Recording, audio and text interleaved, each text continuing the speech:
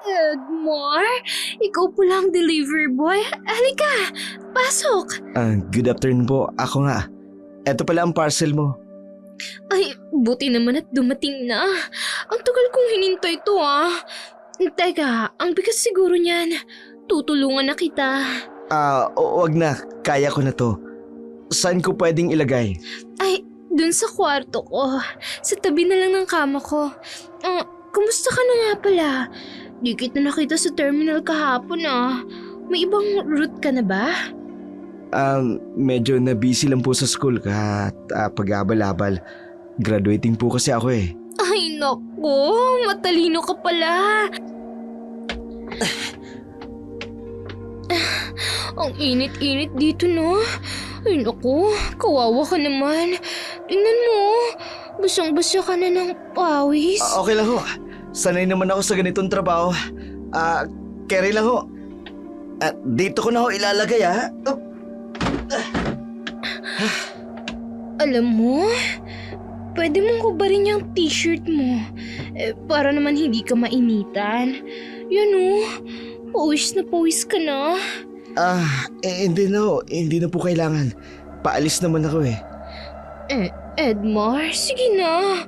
Wala namang ibang tao rito Ang totoo, kanina pa talaga kita inaabangan. Pero hindi ko alam na ikaw pa lang magdi-deliver ng parcel ko. Anyway, buti na lang ikaw yung nag-deliver. Okay na. Alis na ako. Okay naman yung parcel mo eh. Safe naman, di ba?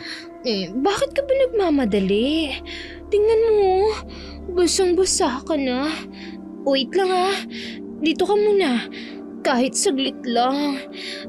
Teka nga, uhubarin ko na. Ma'am, anong... Wow! Hindi nga ako nagkamali. Teka. Ang ganda talaga ng katawan mo. Mula nung makita kita sa terminal. Hindi ka na nawala sa isip ko. Ang lakas ng dating mo, Edmar. Anong ginagawa ninyo? Aalis na ako, ma'am. Ang dibdib ko. Uwag ko. Teka. Tingnan mo to. Kung sa babae to. Sexy talaga. Teka, may tawil ako dito. Uwiling akong punasan yung pawis mo. Hindi na po talaga kailangan. Aalis na ako. Sige na, Edmar. Huwag ka na kasing magmadali. Ikaw naman. Wait lang. Umupo ka muna dito sa kama ko. Pahinga ka muna dyan. Pupunasan ko muna yung pawis mo. Sige ka, magkakasakit ka niyan. Ang gwapo mo pa naman. Pasensya na pero hindi na talaga kailangan. Hindi ako pwedeng mag-stay dito. May mga parcel pang i-deliver. Tsaka isa pa, may mahal na ako eh. Ano naman kung may mahal ka? Ay naku, okay lang yun. Ay! Grabe! Ang tigas ng muscles mo!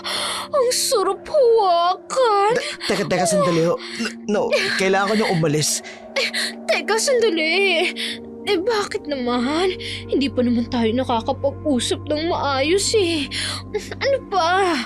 Wait lang kasi. Ikaw naman. Magkape ka muna. Ipagtitimpla kita. Pasensya no, pero naipasok ko na. Bakit kayo nagkakaganyan? Kasi sabi mo, naipasok mo na. Pero parang hindi ko naman talaga naramdaman eh. Iba ng isip nito. Ay, sorry. Nadali lang ako. Ang gwapo-gwapo mo kasi. Tsaka, ang ganda ng katawan mo. Pero, pwede ka pa namang magpahinga. Kasi talaga, baby boy, Edmar, huwag ka na munang umalis kasi. Sige na. Dito ka muna sa bahay ko, dito sa kwarto ko. Sigurado akong pagod ka na. Tulungan mo na lang akong i-arrange yung mga bagong pinamili kong damit. Kung gusto mo akong mag-stay para magpahinga, pero patutulugin mo ko tapos mag-aayos ng mga damit mo? Ang ibig kong sabihin... Hindi ako papayag sa gusto mo. Alam ko na yan. Masaya ako sa love life ko, kaya pasensya na. Ayoko sa inyo. Tsaka akin na ho yung damit ko. Isusot ko na. Akin na. Ano ba yun, Edmar? Ang bilis mo namang makahugot. Uy, Edmar. Wala akong pakialam kung ayaw mo sa akin. Sige na, saglit lang to. Wala namang makakaalam eh. Hindi malalaman ng jowa mo. Promise yan. Aalis na ho ako. Hoy, Edmar! Bumalik ka!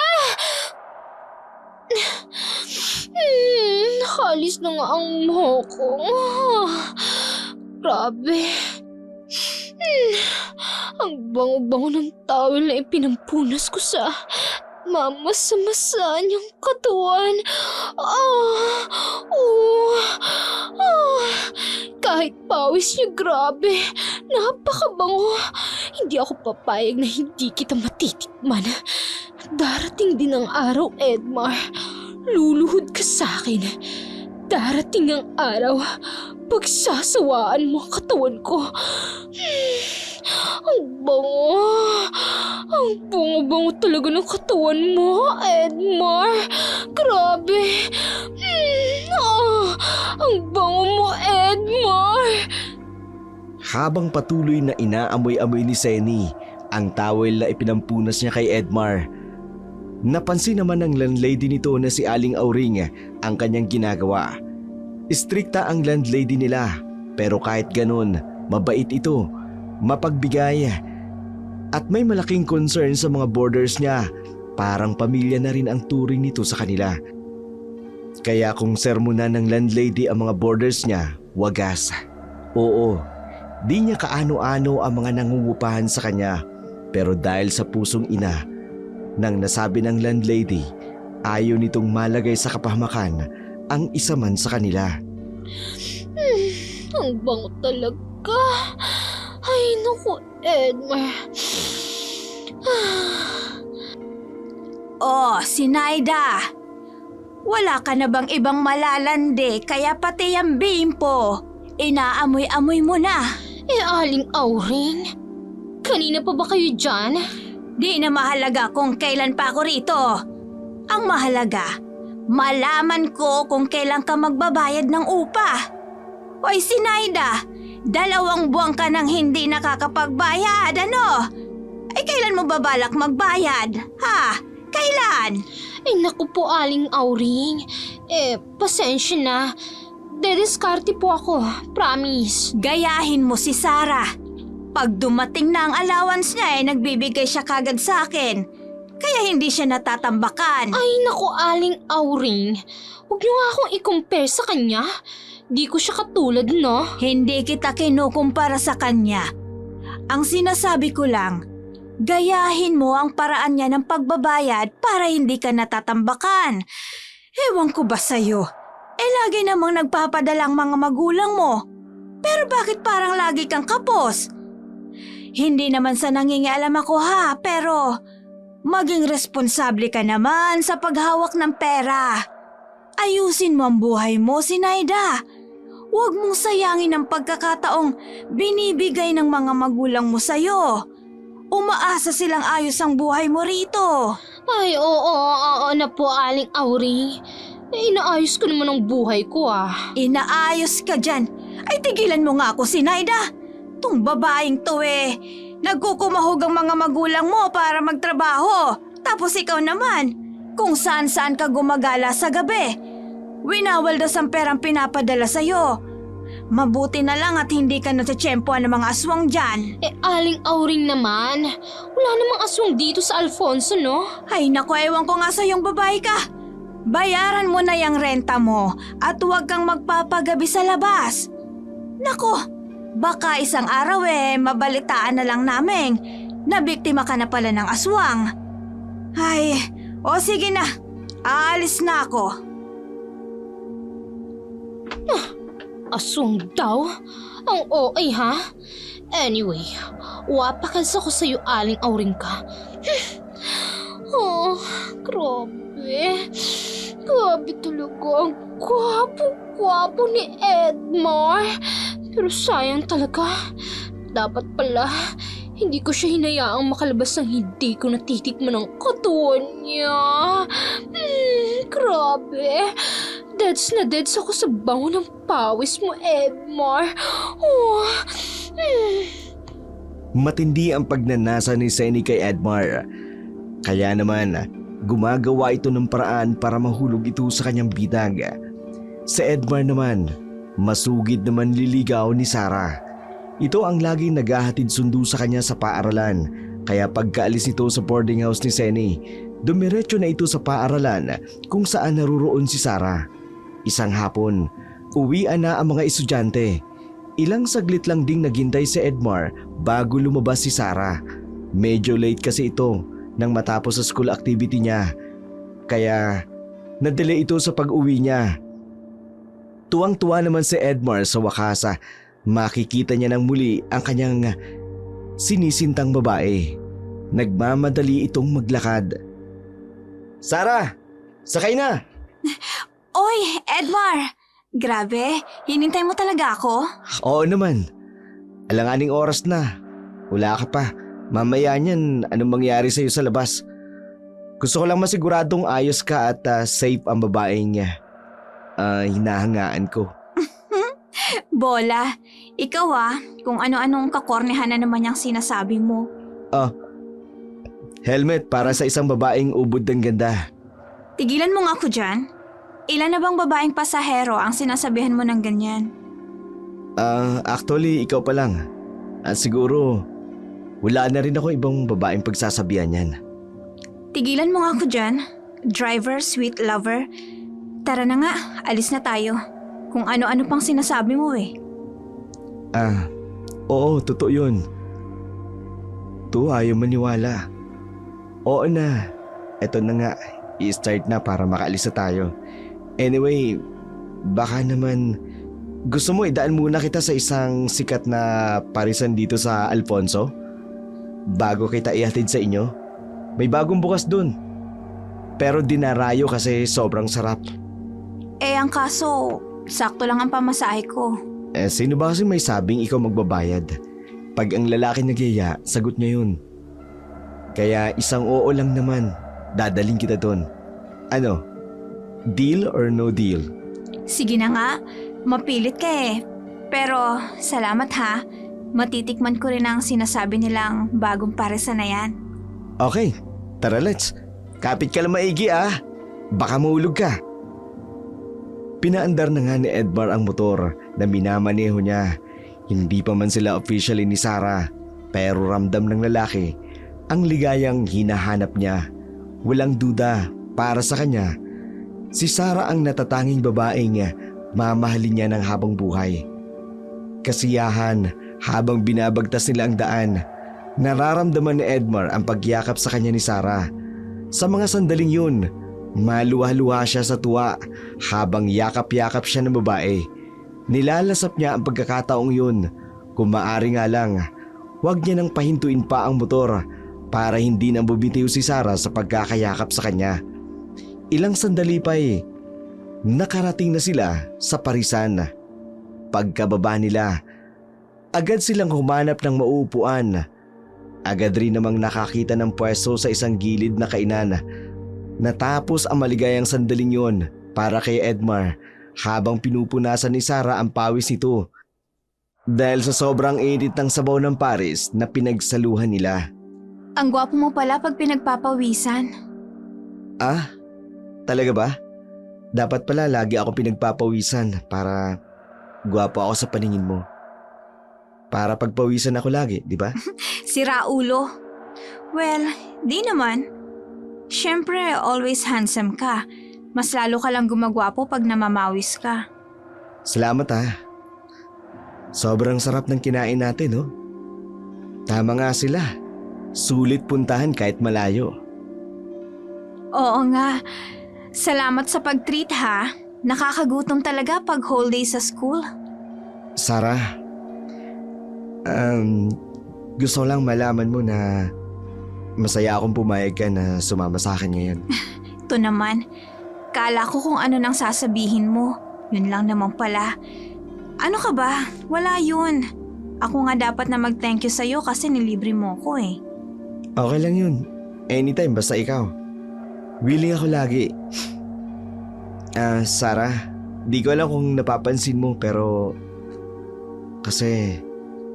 Mula nung nakita kita sa boarding house ni Aling Oring, hindi ka na nawala sa isip ko. Ganun? Oo. Alam ko. Ilang linggo pa lang tayong magkakilala pero... Nagustuhan na kita.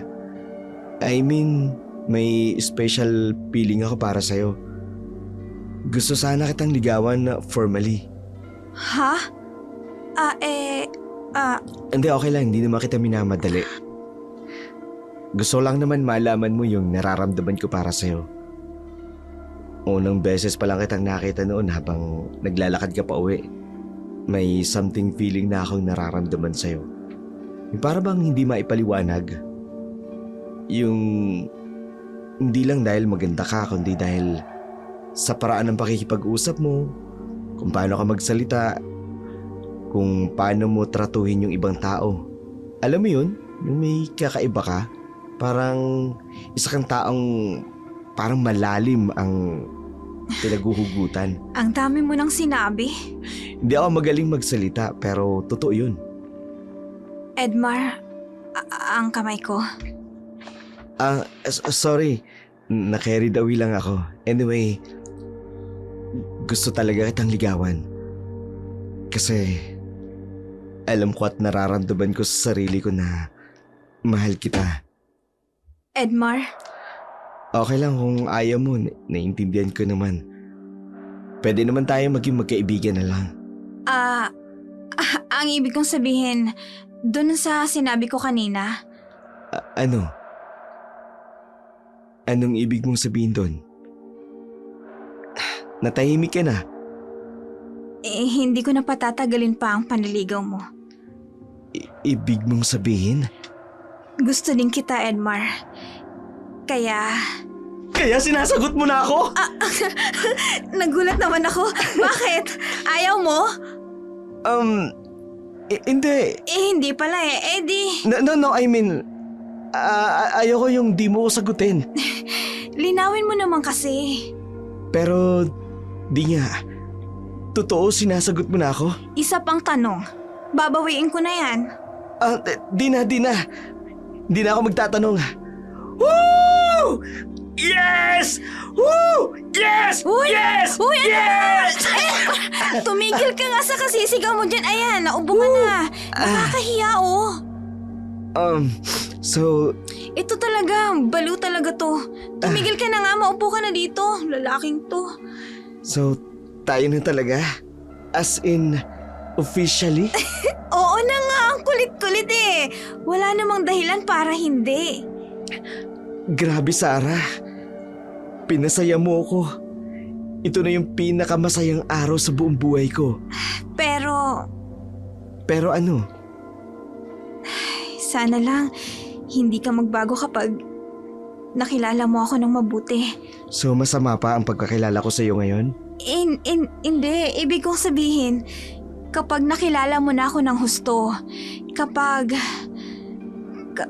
nalaman mo kung sino talaga ako. Hindi ako magbabago. Ano pa man ang malaman ko tungkol sa'yo, di magbabago ang nararamdaman ko para sa'yo. Mahal na mahal kita. Yan ang lagi mong tatandaan. Kung alam mo lang, Edmar. Pero kailangan kong magtiwala ulit. May problema ba? Natahimik ka ata. Wala. Pasensya na. May sumagi lang sa isip ko. Kung ano man yon, tandaan mo hindi ako magbabago. Wag na wag mong kalilimutan yon. Salamat sa assurance, Edmar. Huwag ka mag-alala. Paano? Iatid na kita. Oo na. Hindi napansin ni Edmar ang pangamba sa mukha ng babae. Habang sila ay nag-uusap ng mga oras na yun, matapos silang kumain, inihatid na nga ng lalaki ang nobya sa boarding house nito. Samantala, nakuha ang atensyon ni Senny ng malakas na tunog ng motor ni Edmar nang tumigil ito sa tapat ng inuupahan niya, dahilan para lumabas agad ito ng kwarto. Sarah, dito na tayo. Salamat uli ah. Ako nga dapat magpasalamat sa'yo eh. Kasi naging safe ako. Nabusog pa. Ang sarap yata ng kinain natin. Sabi ko sa'yo eh, anytime. Willing ako laging ihatid ka. At i-date na rin syempre. Sarah, pwede bang... Anong ibig sabihin ng nakikita kong to? Zenny? Clear na Edmar. Clear na clear as in clear shampoo. Kaya pala hindi mo na ako pinapansin. May iba ka na palang pinupormahan. At ikaw naman malanding babae ka. Akala ko pa naman mahinhin ka. Zenny, maya ka nga. Ikaw yung lumalapit sa akin, no? Noon pa man si Sarah nang gusto ko. Siyang gusto kong pakasalan. Hindi ikaw. Iginagalang pa naman kita. Tapos ganito lang gagawin mo. Kung ganon, bakit nagpapakita ka sa akin ng kabaitan? Bakit kapag nakikita mo akong may binubuhat ako mabibigat, tinutulungan mo ako? Nung may binili kang tinapay, sa akin mo inabot. Anong ibig sabihin nito, Edmar? Dahil nag-a-assume ka. Natural tutulungan kita kasi nahihirapan ka. Tapos yung tinapay, hindi ko naman talaga iaabot yun sa'yo. Pero nag-assume ka lang na sa'yo yun. Para kay Sarah sana yun. Kaya wala na akong nagawa na ibigay ko na sa'yo. Sinungaling! Nilandi mo ako noon, Edmar! Anong nilandi? Hoy, kahit kailan, di ko yung ginawa. Kadiri tong babae na to. Totoo ba to? Hindi totoo yun, Sarah. Pero yung mga sinabi ko sa'yo kanina, yun ang paniwalaan mo. Kaya Sinaida, pwede ba? Huwag kang pilingera. Ngayong alam mo na kami ni Sarah, tigil-tigilan mo na ako. Tigilan mo na ako dahil kapag di ka tumigil, may paglalagyan ka. Uulitin ko tigil-tigilan mo ng pagdikit-dikit sa akin. Hindi! Hindi ako papayag! Itinuro na kitang akin, Edmar! Ay, siraulo talaga. Di mo ko madadala sa ganyang pananakot mo Para kang luka-luka. Zenny, tigilan mo na to. Nakakahiya na. Akala ko ba magkaibigan tayo? Alam mo namang gusto ko siya, di ba? Hindi mo naman sinabi sa akin na gusto mo sa Edmar. Zenny, huwag mong palabasin na parang inaagaw ko siya sa'yo. At saka, matagal na kaming magkakilala ni Edmar. Bago pa tayo naging magkaibigan. Zenny, nagkakagustuhan na kami. Pagsisisihan mo ginawa mo to, Edmar! Pagsisisihan mo to!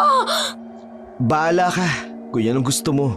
Pero kailanman wala akong pagsisisihan sa naging desisyon ko sa buhay ko. Sarah, pumasok ka na sa kwarto mo. Baka kung anong gawin sa'yo ng babaeng yun. Usap na lang tayo bukas. Ingat sa pag-uwi, Edmar, ha? Dahan-dahan lang sa pagdadrive. Oo, salamat Ayoko magkagulo tayo dahil sa walang kwentang ibinibintang sa akin ng babaeng yun. Sige Sige na. Hindi pinansin ni Zenny ang paghingi ng tawad ni Sarah. Taas kilay siyang naglakad patungo sa kwarto niya. Sa inis niya, binangga niya ang pinto nang makapasok na ito. Padabog niya itong isinara. Hindi rin naging maganda. Ang pakikitungo nito sa ka-boardmate niyang si Sarah. Dahil sa sobrang nagseselos, hindi niya matanggap kung bakit si Sarah at hindi siya ang nagustuhan ni Edmar. Isang araw, habang naghihintay ng pasahero sa Edmar sa terminal ng mga habal-habal, biglang lumapit sa kanya si Mando, ang habal-habal driver din. Hoy! Ikaw! Ikaw sa Edmar, di ba? Ako nga. Bakit? Aray! Bakit mo naman ako tinulak? Ikaw ang kinontak ng booking ko, no? Teka. Pare, hindi ko kasalanan yun. Sa app siya nag-book. Nagkataong malapit ako dun sa lugar. Kaya gino ko na. Ang sabihin mo, swapang ka? Manunulot ka ng pasahero. Yun na nga lang pasahero kung magaling magbayad, sinulot mo pa. Pare naman, kalma lang. Di ko naman sinasadya yun. Apps generated yun, syempre. Pareho tayong rider. Dapat maintindihan mo ko. Ako yung nasa malapit, syempre, alangan na hindi ko pa i-go. Kung nandito ka, di ikaw sana yung malapit sa kanya. Tandaan mo to, Edmar. Dayo ka lamang sa lugar na to. Kaya dapat, alam mo kung saan ka dapat lumugar. Ang seste, sa'yo na ang lahat ng pasaherong pumapasok. Ikaw na ang laging nakakapag-book. Ano yan? Bakit dinuduro-duro mo siya, ha, Mando? Bakit mo dinuduro ng ganyan ang boyfriend ko? Teka, Sarah, huwag ka na makialam. Diyan ka lang. So, boyfriend mo pala to. Ganyan pala ang tipo mong lalaki. Isang lalaking manunulot ng pasahero. Huwag mo siyang pansinin, Sarah. Mainit lang ang ulo niya. Hindi lang mainit ang ulo ko. Talagang galit na galit ako sa'yo. Tigilan mo ng panunulot mo sa mga pasahero kung ayaw mong may masamang mangyari sa'yo. Aba, grave threat na yan, kuya. Alam mo bang pwede kang kasuhan sa ginagawa mong yan? Wala akong pakialam sa kaso na yan. Kung gusto mong mabuhay ng matahimik, umalis ka sa lugar na ito, Edmar! Napakunot na naiwan sa Edmar at Sarah habang sinusundan ng tingin si Mando na humahakbang papalayo. Hindi rin inaalis ni Mando ang tingin kay Edmar habang binabagtas ang daan pabalik sa pwesto niya. Nilapitan naman siya ni Mang Domeng, isa ring habal driver. Kitang-kita sa mukha ng matanda ang labis na pag-aalala. Edmar. Bay, delikado ang lalaking yun, Edmar, Sarah. Po? Basta guliro ang lalaking yun. Yung naunang driver dito, hinabol niya lang itak. Mabuti na lang naagapan. Talaga ho? At nakita ko rin at balita ko nakapatay na ang lalaking yun sa probinsya nila kaya gano'n na kaasta at kaangas. Ganon? Pero kung makaasta, kala mo siya yung naaapi, na para bang siyang biktima. Ang katotohanan siya naman palang maangas eh. Hindi naman po kasalanan ni Edmar kung sa kanya napunta ang booking na yun. Oo, alam ko yun. Kaya lang, di mo naman kontrolado ang sitwasyon eh. May mga tao talagang ganyan. Kaya mag-iingat kayo kay Mando ha. Lalo ka na, Edmar. Tarantado yung lalaki na yun. Lagi pang lasing. Salamat po, Mang Domeng. Hayaan niyo po. Mas magiging maingat ako ngayon. Lalo na nakita niyo si Sarah at nalamang nobya ko. Baka siya pa ang pag-initan. Huwag kang mag-alala, Edmar. Hindi niya ako maaano. At lalong di niya magagawa sa'yo ang banta niya. Basta ako, nagpapaalala ako sa inyong dalawa. Mag-iingat kayo sa lalaking yun. Sige na, Edmar. Sarah, aalis na ako ha. Sige ho, Mang Domeng. Ingat po kayo. Sige po, Mang Domeng. Sarah, pasensya ka na sa naging asal niya kanina. Hindi. Wala kang dapat na ihingi ng pasensya. Wala kang kasalanan. Naiintindihan ko naman kung bakit naging ganun ang asal mo. At kahit ako rin naman mapapataas talaga ang boses ko. Salamat. Pero medyo kinabahan ako dun. Alam ko ang mga ganung klaseng tao. Hindi sila titigil hanggat hindi nila nagagawa yung gusto nila. Huwag kang matakot. Hindi ko hahayaang masaktan ka. Teka, nakatatakot naman yung tono ng pananalita mo, Sarah. Para bagang anumang oras ay may sasagpangin ka. Hindi naman. Ikaw talaga. Siyempre, matapang lang ako at handang promotekta sa mga taong mahal ko. Teka, masama bang mag-alala ang isang babae? Hindi naman, siyempre. Di naman pala Basta, hindi ka maaano. Siya ang may kalalagyan sa akin. Oras na may mangyari sa'yo. Yan ang girlfriend ko. Matapang. Teka, anong ibig mong sabihin? Wala. Tara na nga. Ihatid mo na ako sa amin. Okay, sakay na. Sana lang. Kung ano man ang pinaplano ni Mando, huwag niya nang ituloy. Ayokong lumala ang problema. Hindi ko hahayaang may mangyaring masama sa'yo, Edmar. Hindi.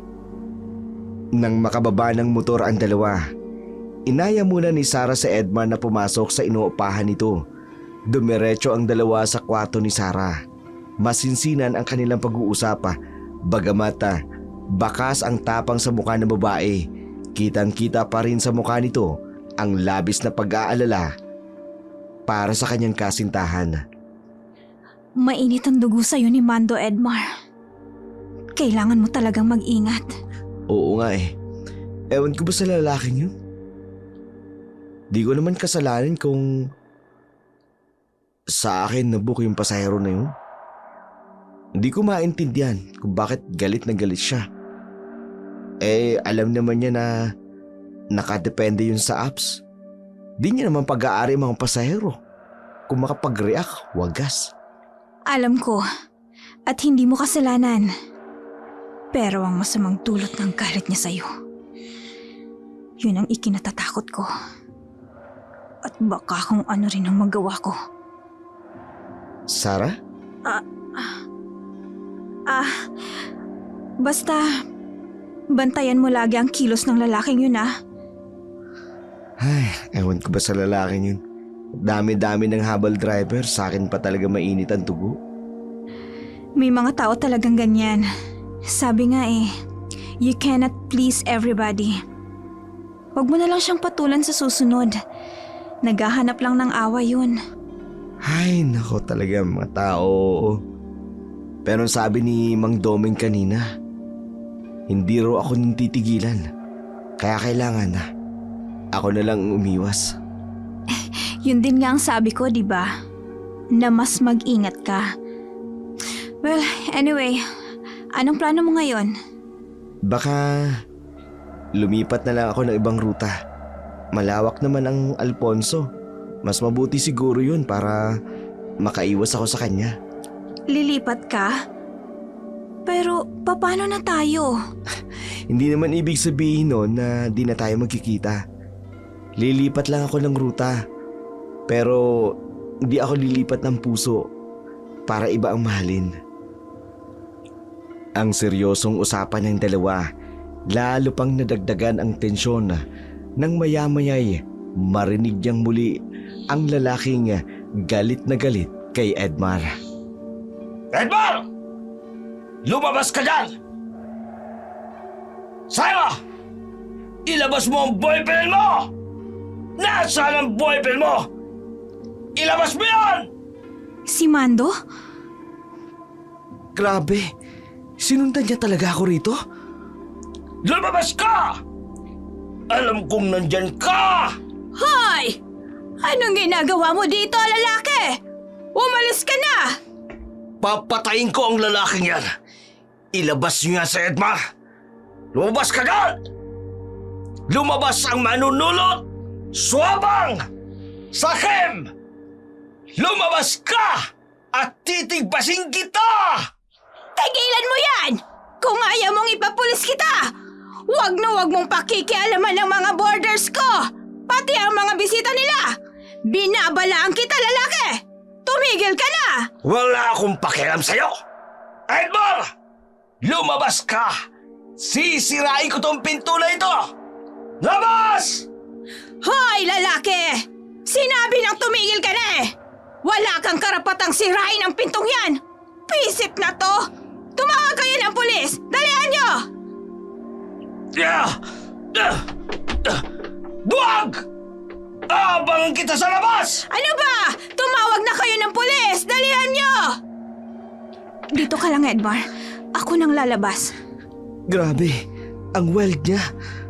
Para bang ang laki-laki ng kasalanan ko sa kanya. Sinabi ko na, di ba? Dito ka na lang. Huwag ka nang lumabas. Oo, hindi ako lalabas. Huwag ka rin matakot. Nagtatapang-tapangan lang yan dahil hindi siya pinapatulan. Pero pag pinatulan siya, tingnan ko lang kung hindi siya titigil. Pag ako napikon dun, papatulan ko talaga yun. Sigurado, titigil na yun sa panggugulo niya sa akin. Pero may itak siya.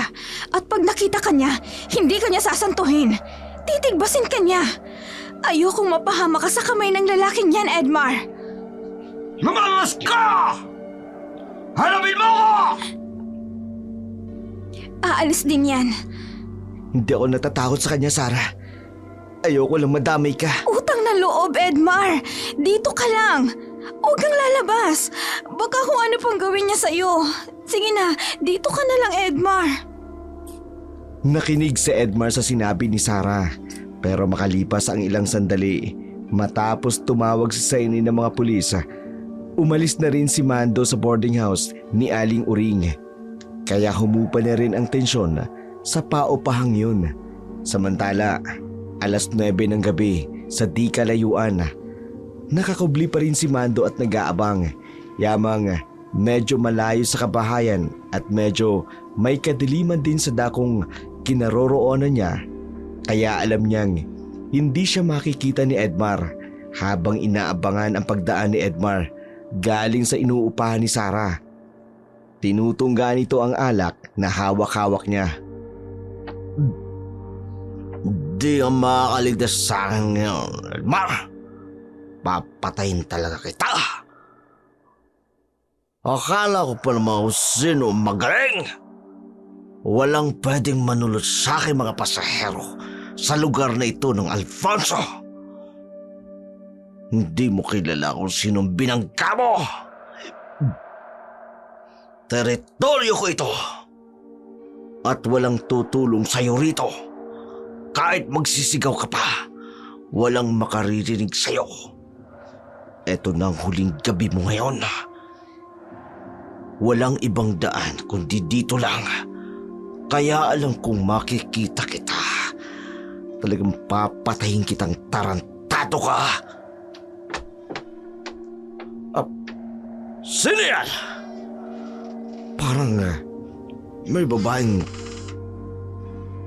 papalapit sa akin. Sino yan? Oo nga, papalapit sa akin.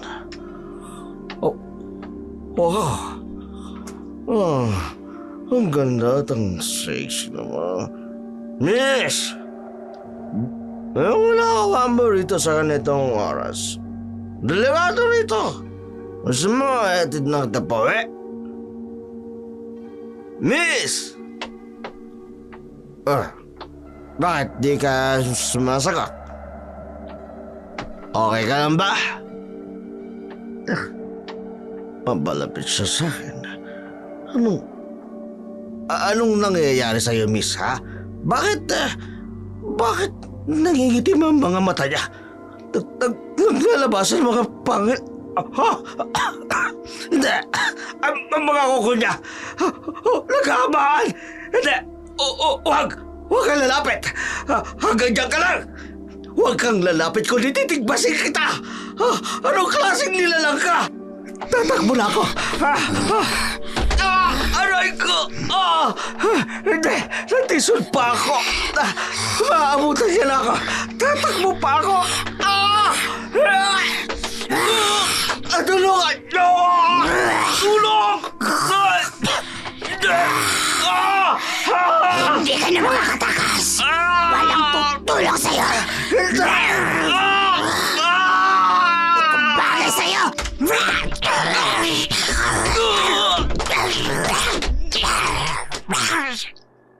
Pinagsasaksak ng babaeng aswang ng kanyang matutulis na kuko ang lalaki na siyang naging dahilan ng pagkamatay nito. Unti-unting nawala ng malay si Mando hanggang tuluyan na itong nalagutan ng hininga. Ang babaeng aswang naman patuloy lang na tinitigan ang nanghihingalong lalaki matapos masigurado ng babaeng aswang na wala ng buhay ang lasing na si Mando. Bumalik na siya sa dating anyo. Tuluyan ang iniwan ng babaeng aswang ang katawan ng lalaki hanggang lamunin na ito ng dilim. Kung titingnan, patay na nga si Mando. Nakadipa ito sa lupa, duguan, dilat ang mga mata, nakatingin sa langit.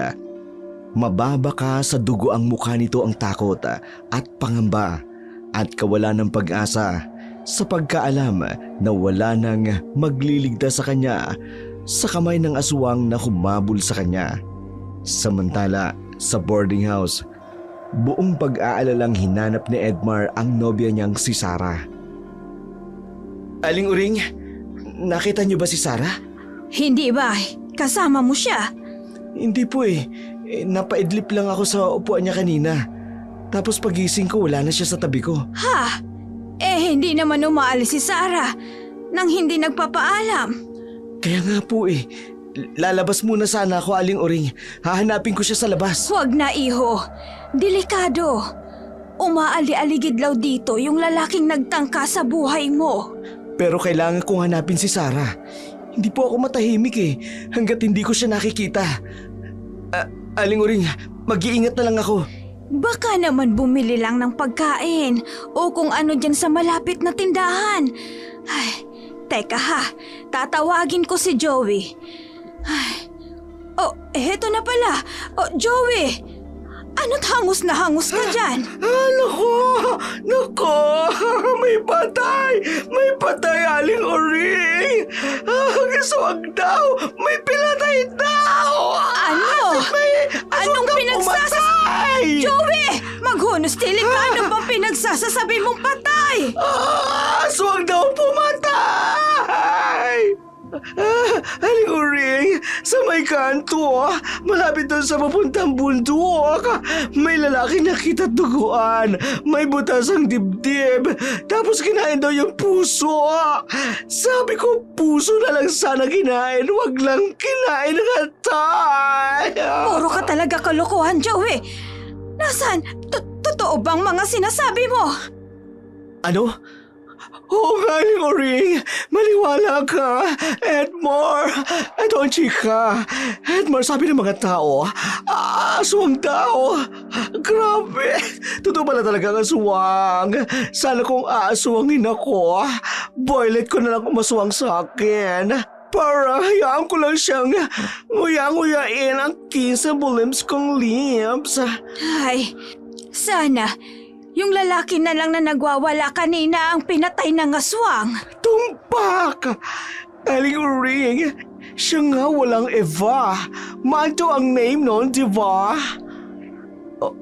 Mando nga. Ay, Diyos ko, nagbibiro lang naman ako. Ano ba ito? Pero, sigurado ba talagang si Mando yun, Joey? Oo nga, siya nga. Nakita ng mga market vendor, nakadipa, nakatingala at may butas sa dibdib. Sabi pa nga nila, di daw pangkaraniwang pagpatay na yun. At sigurado daw sila na di normal ang gagawa noon. Kaya nag-conclude nilang aswang ang tsumugi sa swangit na violet na yon. Ay, teka sandali. Ano yung sigawan na yun? May pinatay daw na aswang. Ay, mga aswang nga na gumagala-gala rito. Ay, magsipag-ingat tayong lahat. Aling Uring, si Sarah. Hanggang ngayon wala pa rin si Sarah. Hahanapin ko muna siya. Sige na, iho. Hanapin mo na nga at baka kung ano pang mangyari doon. Ay, Joey, samahan mo nga si Edmar. Magdala kayo ng flashlight. Go, baby! Ay, grabe na mga tao, nagkakagulo na. Papunta sila doon sa pinangyarihan. Tara, sundin natin, Edmar! Nasaan na ba si Sarah? Sana ligtas siya. Dahil sa sobrang pag-aalala, mas binilisan pa ni Edmar ang paglalakad hanggang marating nila ang lugar kung saan nakita ang walang buhay ng katawan ni Mando. Nakita ng mga mata ni Edmar at ni Joey ang kakilakilabot na itsura ng dugo ang katawan ni Mando. Halos bumaliktad ang sikmura ng dalawa nang maabot ng kanilang tingin ang butas na tiyan ng lalaki habang pinagpepiestahan ng mga asong lumalapa sa mga lamang loob na naiwan sa tiyan nito. Puno ng sigawan at takot ang nadarama at tensyon ng mga tao sa tagpong yun. Huwag na po kayong lumapit, ha? Crime scene po ito. Kami na po ang mag-aayos ng bangkay ng lalaki. Diyan na lamang po kayo. Grabe! Grabe talaga! Totoo nga! Abay, nakadipa sa lupa. Tingin ko sinadya talaga yan na gawin ganyan. Ay, Diyos ko, anong klaseng nilalang ang gumawa nito? Napakawalang puso. Mando, umabot ka pa talaga sa ganito. Oh, Diyos ko. Sandali, si Sarah yun ah. Oo nga, baby boy. Diyan ka lang. Pupuntahan ko lang si Sarah. Sarah? Saan ka galing? Kanina pa kita hinahanap. Pagising ko, wala ka na sa tabi ko. Ay, sorry Edmar. Bumili lang ako ng makakain natin. Hindi na kita ginising kasi mahimbing ang tulog mo. Pakibitbit naman to, please. Medyo mabigat na tong plastic bag eh. Akin na. Kasi naman ba't ba kasi ang tagal mo? Bukod kasi sa medyo marami akong binili, mahaba rin ang pila. Sana ginising mo na lang ako para nasamahan kita. Pinag-alala mo ko Sobrang worried ako sa'yo. Pati si Aling Uring. Lalo lahat nagwala si Mando. Speaking of Mando, ano bang nangyari? Pinatay daw ng aswang si Mando. Totoo nga pala talaga. Papunta pa lang ako rito. Yun ang naririnig ko. Nagkakagulo na nga mga tao eh. At ano daw? Aswang? Aswang daw ang pumatay? Mabuti naman at nandito ka na, Iha. Oo, aswang daw. Nakadipa raw sa lupa si Mando. Nakatingala tapos butas ang dibdib. Grabe talaga at nakatatakot ang itsura. Gusto mong makita? Tara, lapitan mo. Sarah, okay ka lang ba? Namumutla ka. Ha? Oo. Okay lang ako. Nagulat lang ako. Sige na. Tara na. Umuwi na tayo. Grabe, Aling Uring, no?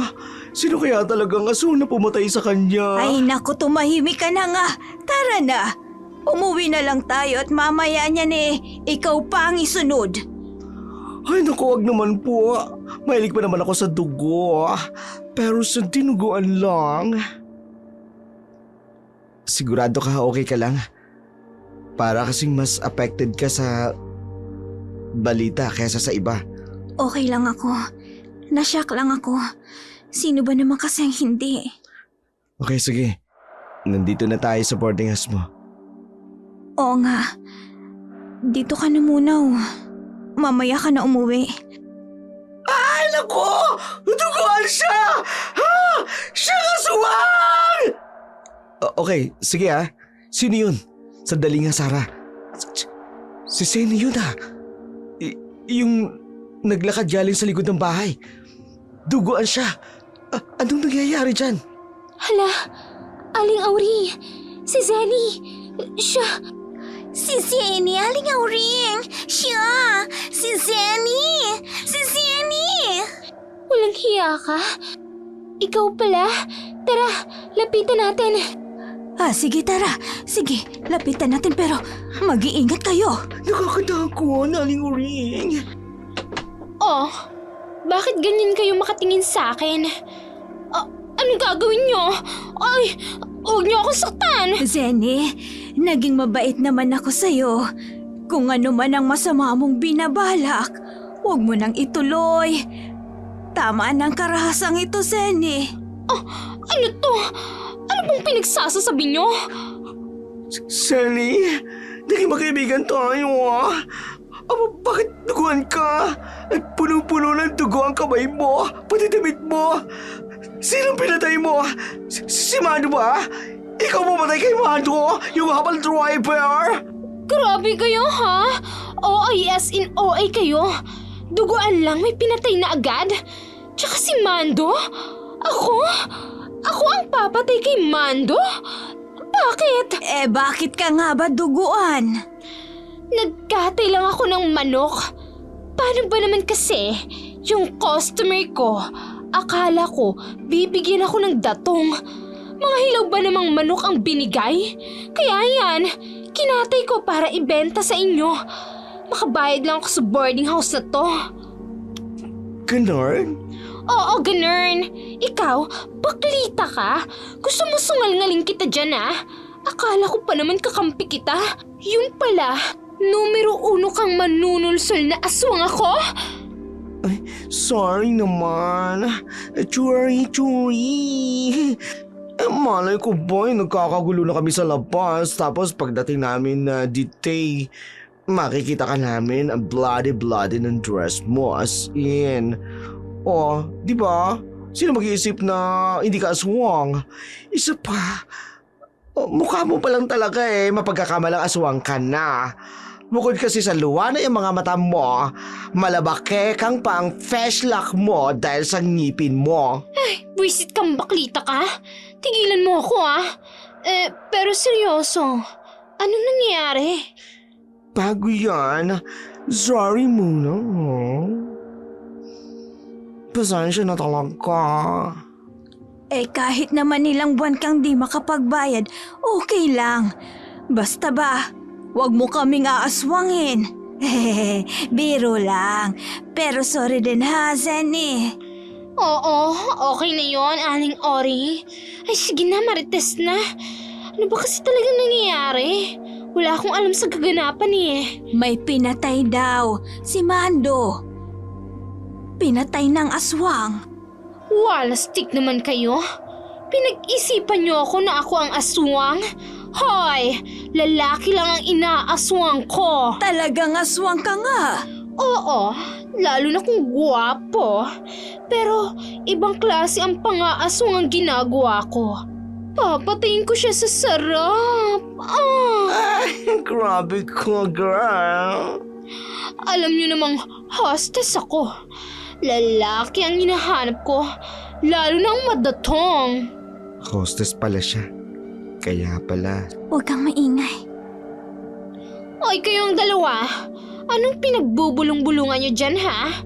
Sarah, ikaw, kanina ka pa hinahanap nitong boylet mo. Saan ka ba nagsususuot, ha? Bumili lang ng pagkain. Sigurado ka? Baka naman may iba ka nang pinupuntahan. Tama na yan, Senny. Tama na talaga, kasi mag-aayos pa ako ng sarili ko. Hoy, Edmar, wala akong sinasabi ha. Pero ito lang, ingat ka dyan sa girlfriend mo. Baka mabigla ka kapag... Sige na. Ay kayong lahat, magsipasok na kayo sa mga kwarto nyo. Tara na mahal, huwag mo na siyang pansinin. Galit pa rin siya Okay lang. Iinitin ko na yung binili mo ha. Gutom na ako Uy, ano yan? Sinong tinitingnan mo dyan?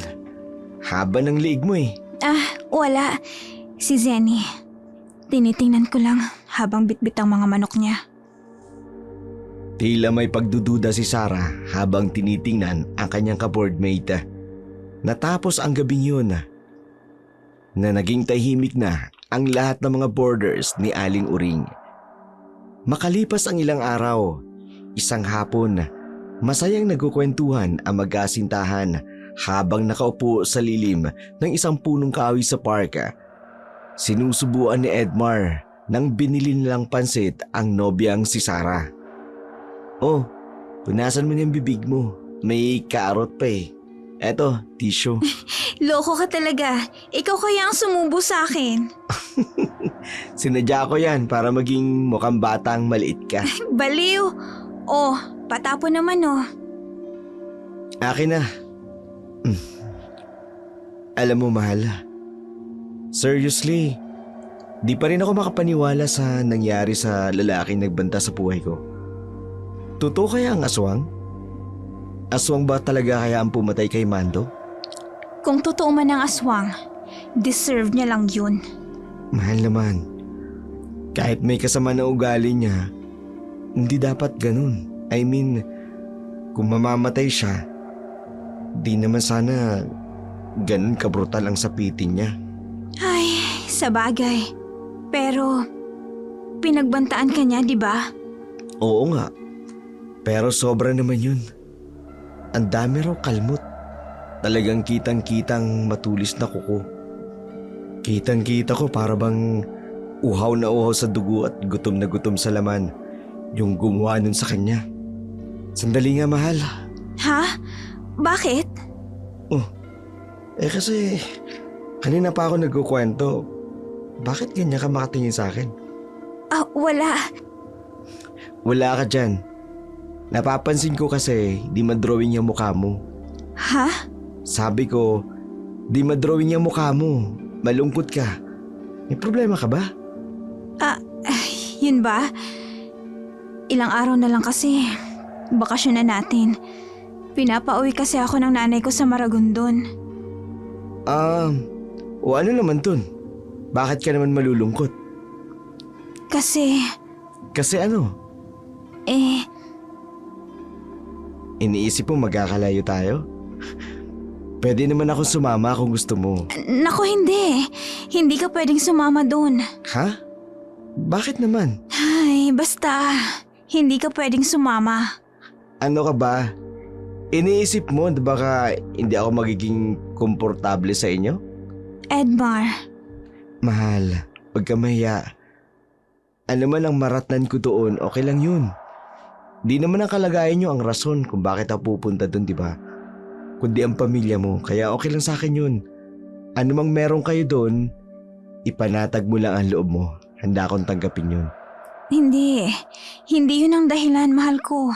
Ano? Alam mo naman kasi ang nangyari kay Mang Mando, di ba?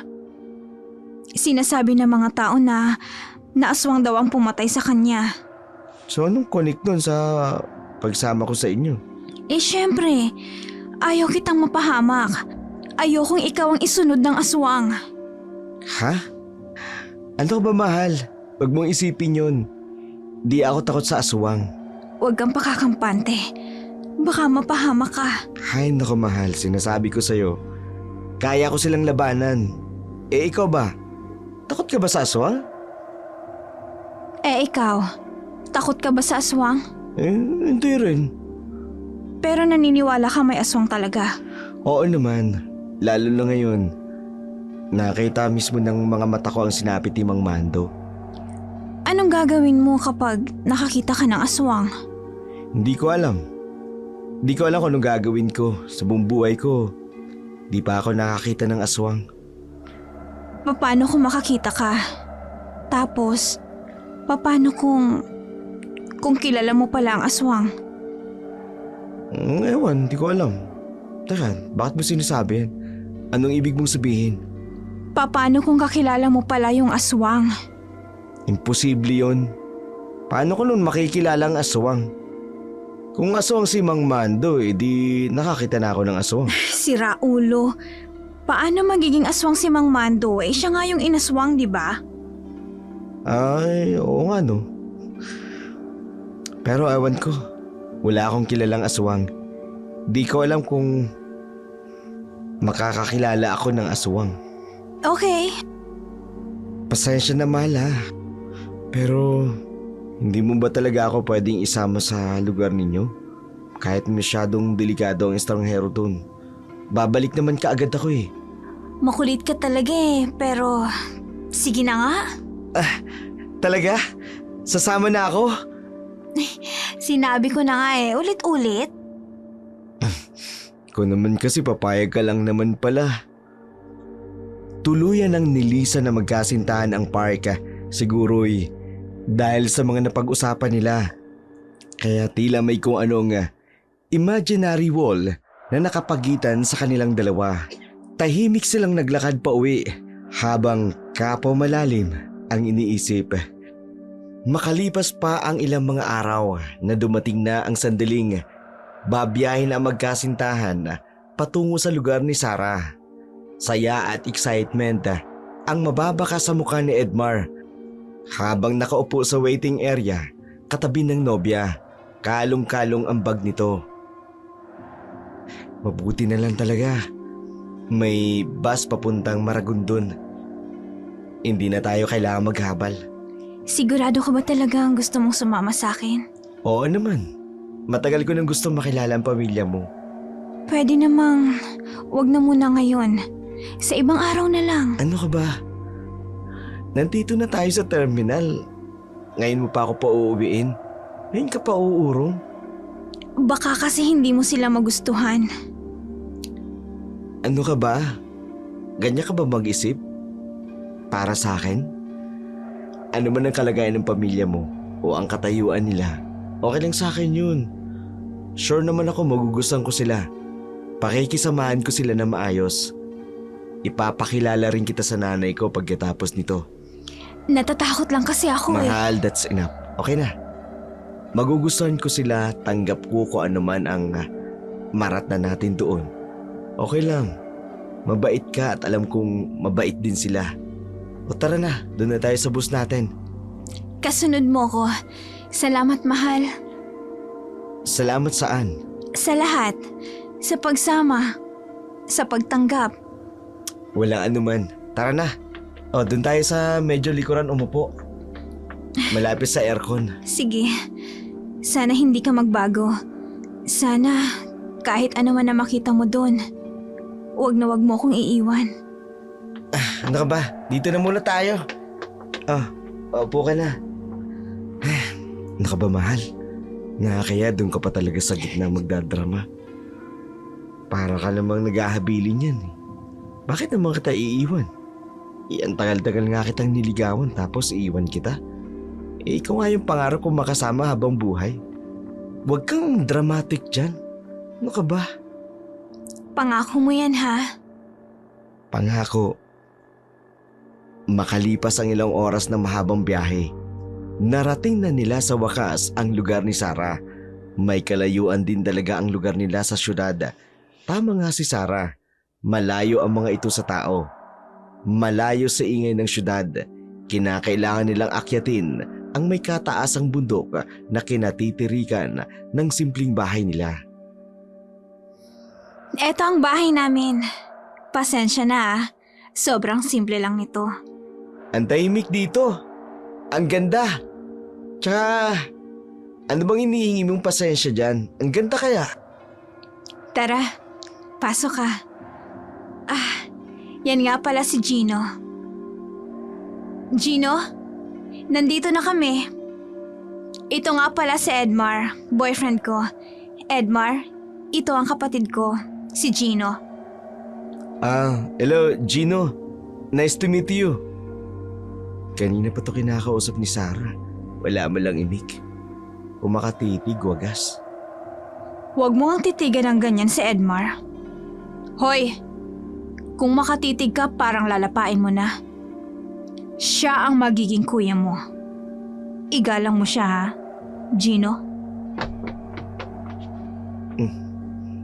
Parang iba yata ang pakikitungo ng kapatid mo sa akin, ha?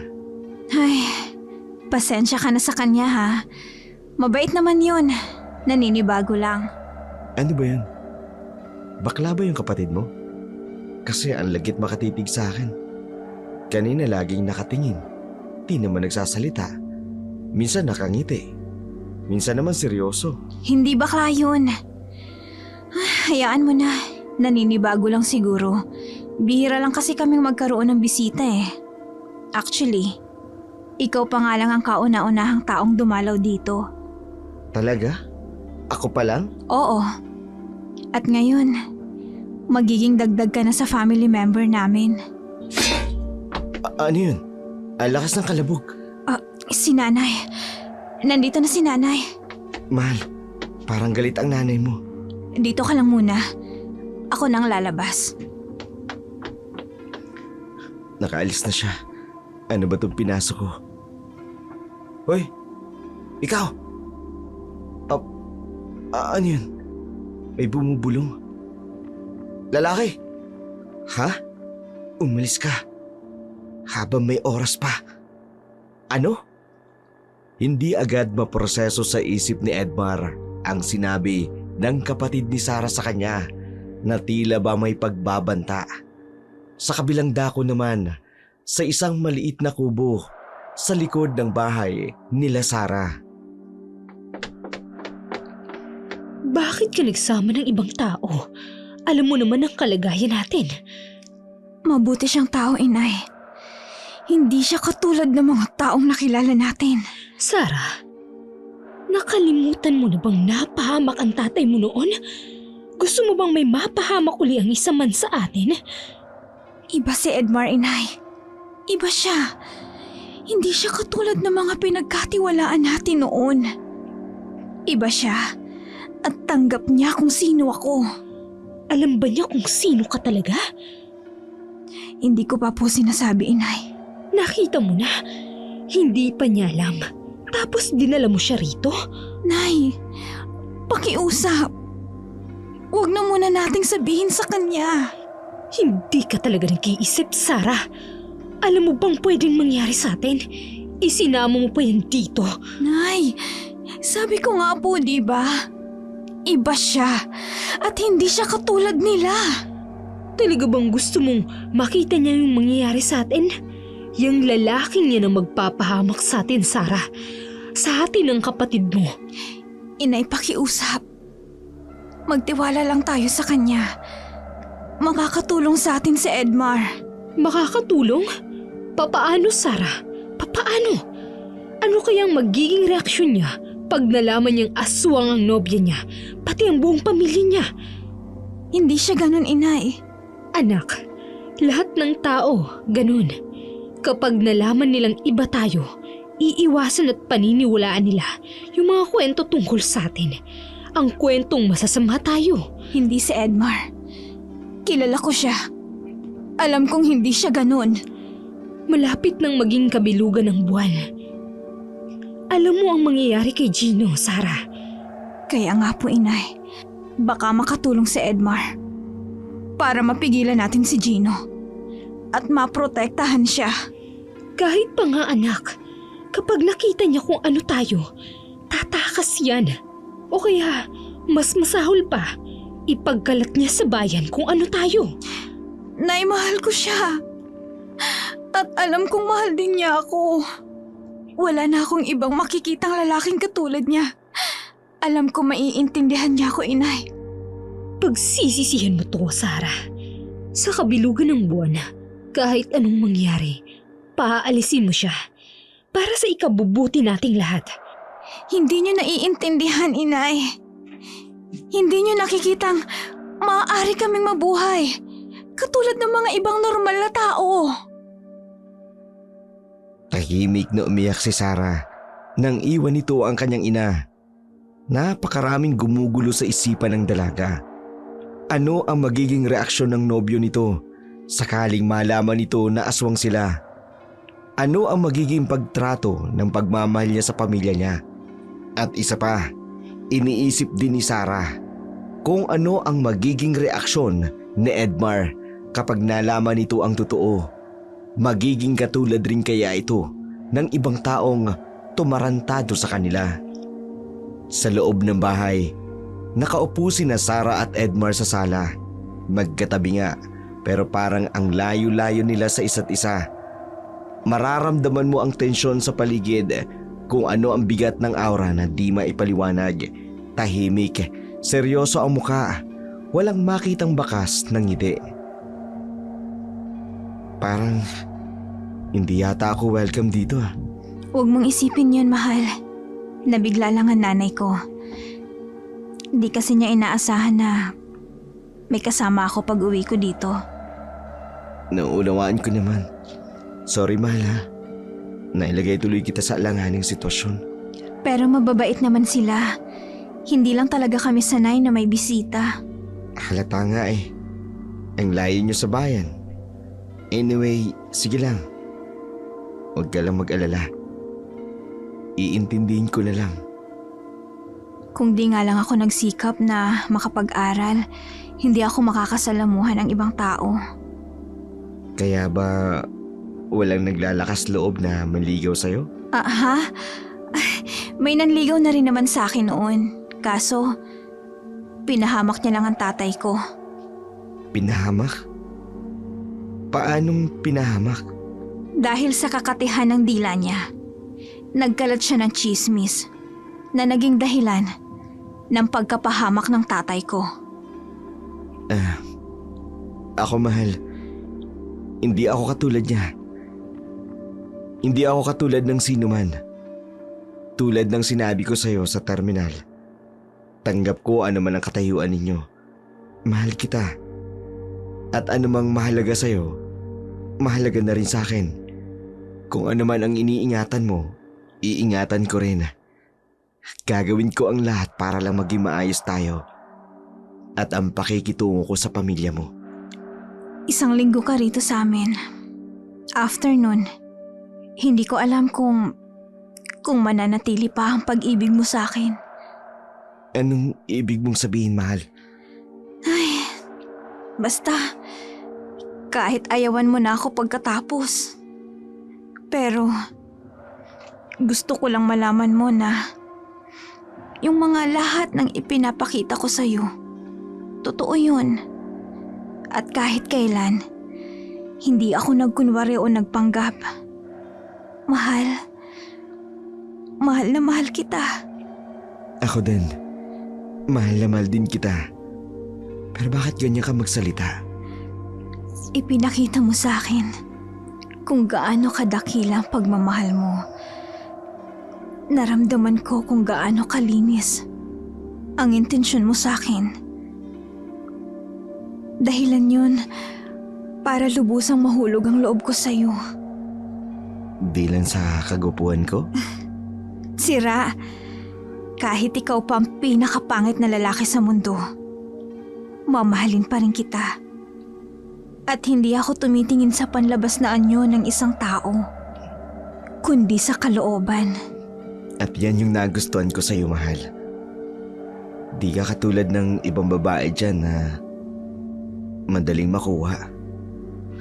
May kakaiba sa'yo. Basta kakaiba ka. Huwag mo nang hingin sa akin na ipaliwanag pa ang bagay na yan. Basta sinabi ko na lang sa inyo dahil yun ang nararamdaman ko. Kakaiba ka. Kakaiba? Sabi ko na nga, di ba? Huwag mo nang hingiing ipaliwanag ko pa. Pero ito lang. Para manahimik ka na, espesyal ka. Tama na yan. Edmar, eto. Pwede ka na magpahinga. Sandali lang at ilalatag ko lang tong higaan mo. Salamat po. Opo, Nay. Opo. Ito yung kumot mo. Salamat po. Dito lang siya sa sala ha. At hindi mo siya papapasukin sa kwarto mo. Naiintindihan mo ba, Sarah? Nay naman, syempre hindi. Mana kaya ako sa'yo, di ba? Pa-hard to get. Edmar, pasensya na kung hindi agad ako lumapit sa'yo kanina ha. At kung medyo ibang inasal ko kanina, hindi ko kasi inaasahan ang pagdating mo. Okay lang po. Salamat po pala sa pagtanggap sa akin. Huwag po kayong mag-alala. Magiging okay po ako rito. Ang ibig ko pong sabihin, wala po kayong poproblemahin sa akin. Sige, matulog na kayo. Maaga pa tayo bukas. Pupunta lang ako ng kusina. Sarah. Opo, Nanay. Mahal, sorry ha sa pagiging masungit ng nanay ko. Hamo, magiging okay din kayo. Magiging okay din ang lahat. Okay lang yun, mahal. Sige na. Baka makita niya tayong nagbubulong-bulungan dito eh. Lagot naman tayong dalawa. Sana nga maunawaan mo ang lahat. Sige na, mahal ko. Pasok na ako ha. Pahinga ka na. Bukas na lang ulit tayo mag-usap. Basta ako na yung unang nagsabing mauunawaan ko ang lahat. Kahit huwag mo nang sabihin sana. Kasi hinahangad mo pa lang, ibinigay ko na. Good night, mahal. Good night, mahal ko.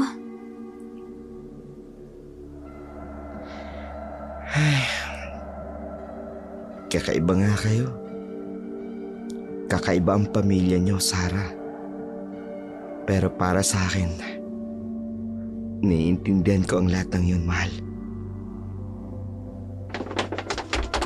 Ano yun? Sa kabila ng mga kakaibang tunog na narinig ni Edmar, pinilit pa rin niyang matulog. Takot, ngunit pilit na nilalabanan dahil sa pagmamahal kay Sarah. Nang maglaon, sa kalagitnaan ng malalim na pagtulog ng binata, naalimpungatan ito dahil sa bigat na nararamdaman niya.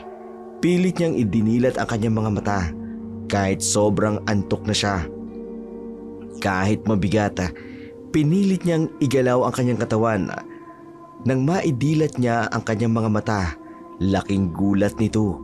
Nang makita niya ang nakadagan pala sa kanya, walang iba kundi si Gino, ang nakababatang kapatid ni Sarah. Nagwawalwal ang dila, naglalaway at pulang-pula ang mga mata.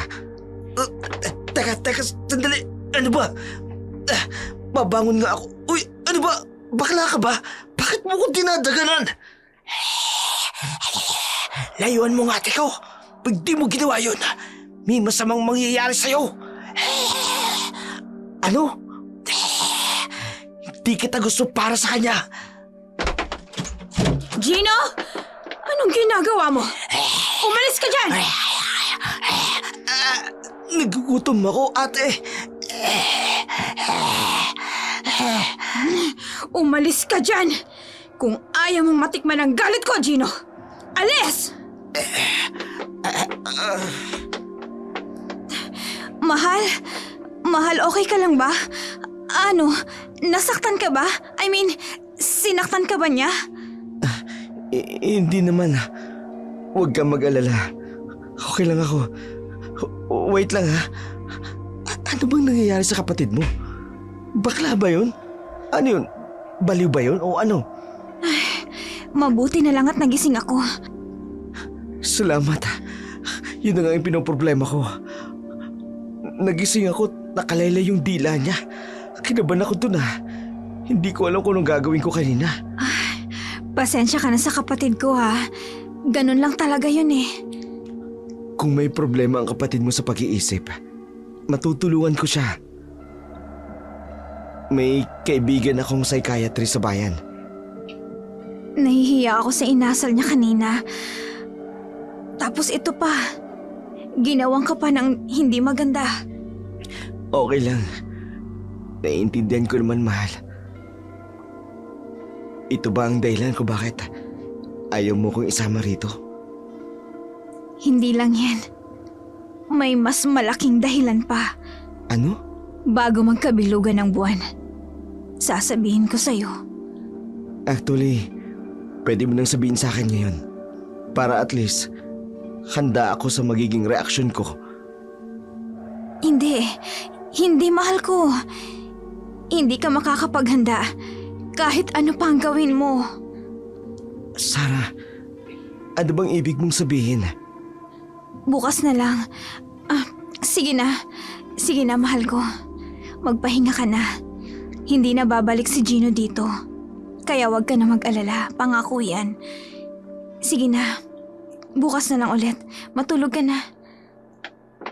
Sarah, Bakit? tandaan mo lang. Kahit anong problema ng pamilya mo, nandito ako. Mapagkakatiwalaan mo ko. Nasa panig mo ko. Sana nga.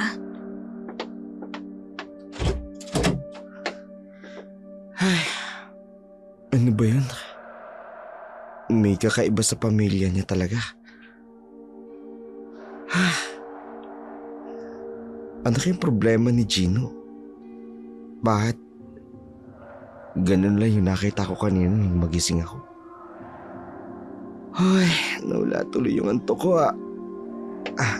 nakasilip nga sa bintana nila. Malapit na pala nagkabilugan ng buwan. Kitang-kita dito mula sa bintana. Ano bang meron? Ano bang dapat kong malaman? Bagamat may mga katanungan sa isip ni Edmar, pero handa pa rin siyang tanggapin kung anuman ang matutuklasan niya sa kanyang kasintahan. Kinaumagahan, nagising si Edmar. Tanging si Gino lang ang kanyang kasama. Nagtanong siya sa kanyang sarili. Nagtataka kung bakit wala ang kanyang nobya, pati ang ina nito. Sa pagkakataong yun, naging mainit ang pagtrato ni Gino sa nobyo ng kapatid. Pinagsilbihan siya nito. Nakita niyang handa ng pagkain sa mesa. Pinagmasdang mabuti ni Edmar ang nakahaing pagkain at masusi itong kinilatis. Yamang napatunayan naman niyang Malinis naman ang pagkain na yun. Kaya di na rin siya nagdalawang isip pa. Total, paborito niya naman ang inihanda ng bunsong kapatid ni Sarah na sinangag, itlog at tuyo. Salamat dito, Gino ah. Kain ka lang ng kain. Oh, ikaw rin. Kain ka na. Nasaan nga pala si Sarah at ang nanay mo? Utos ni ate, pagsilbihan ka. Nasaan sila? Bukas na sila uuwi. Kasama niya si nanay. Ano? Saan sila pupunta? Hindi mo na pwedeng malaman. Ha? Bakit hindi pwede? Paano kung may mangyaring masama sa kapatid mo?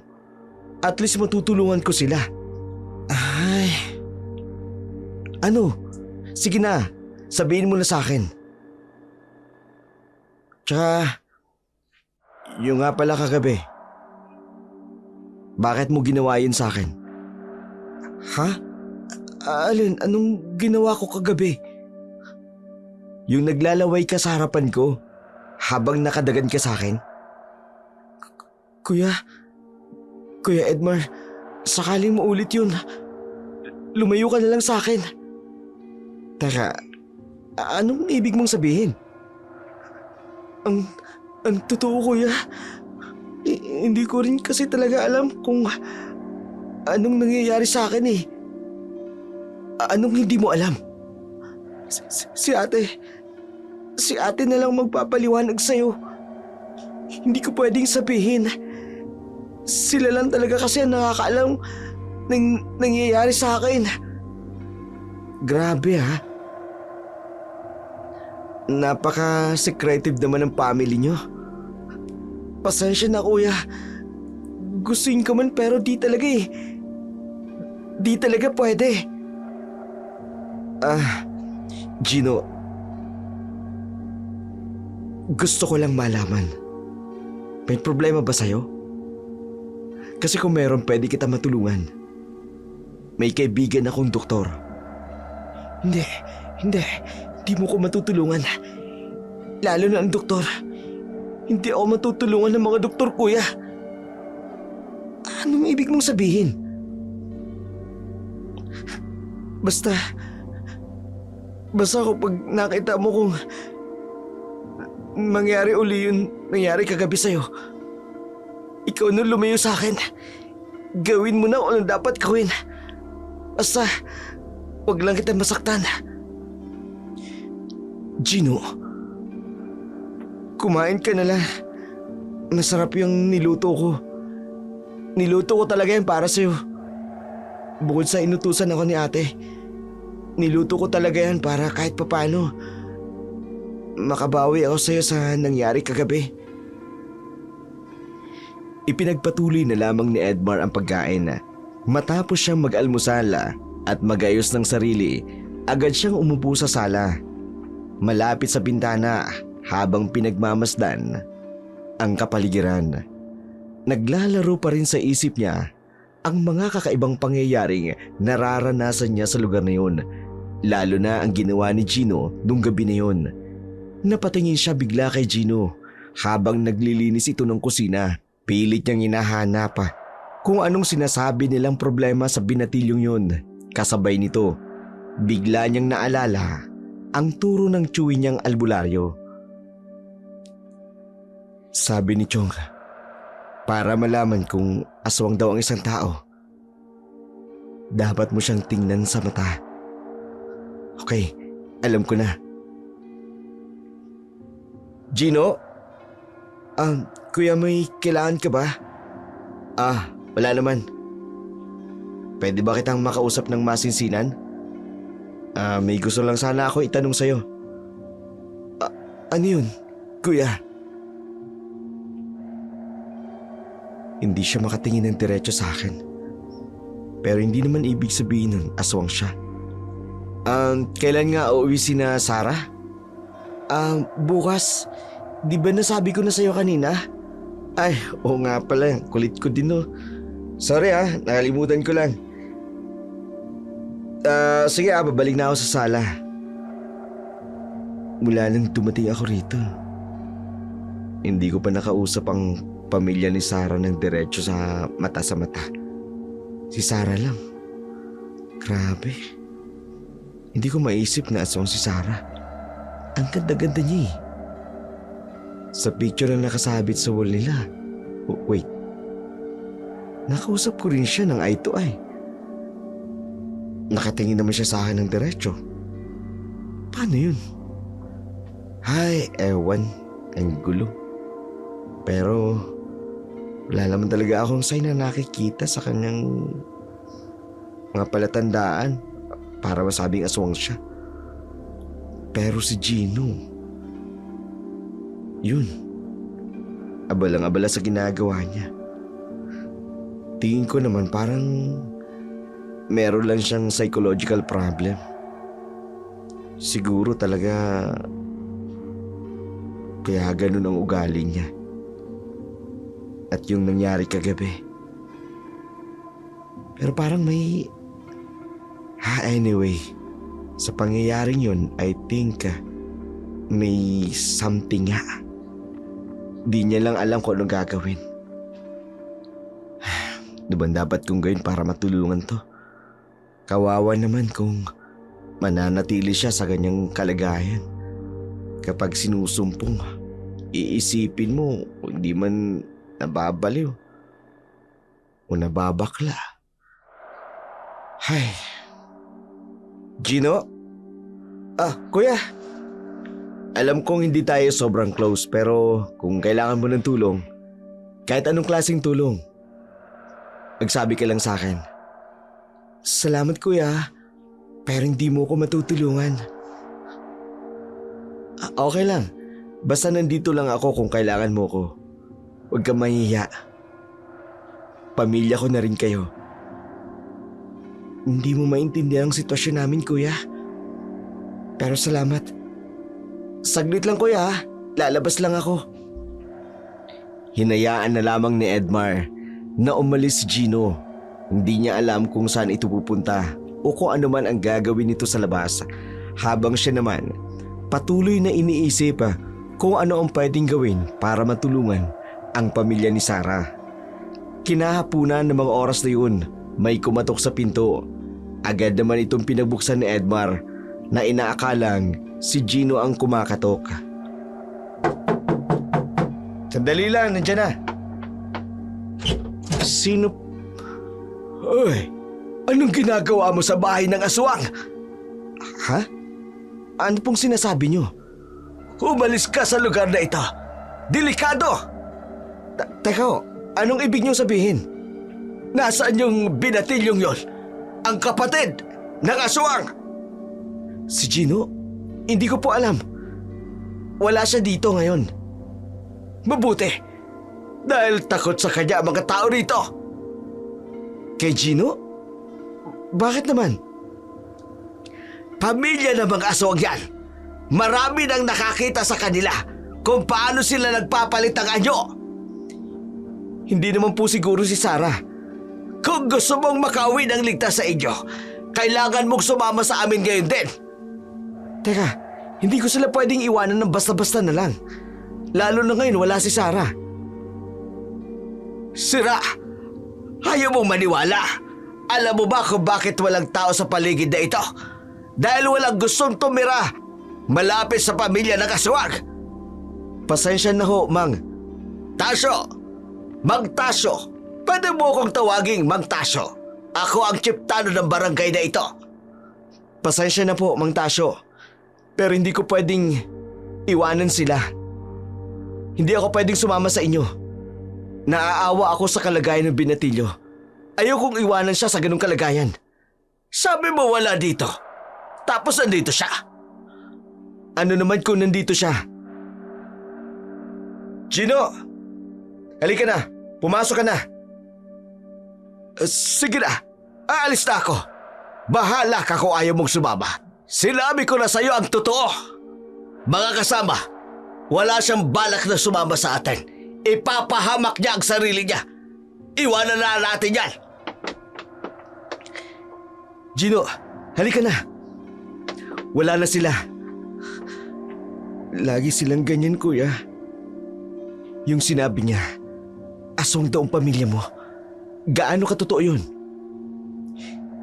Ang nanay mo, Yun ang mga paratang nila sa amin. Nay Mina, Pinagbibintangan kami ng kung ano-ano. Pinararatangan na aswang kami dahil lang may ilap kami sa kanila. pero ang totoo, nais nilang kami ng aming lupain. Nay Mina, akala ko po, bukas pa kayo darating. Oo, pero bumalik ako para kunin lang tong mga gamit na to. Nasaan po si Sarah?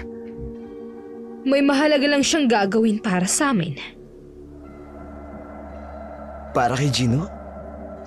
Edmar, bahala ka muna rito ha.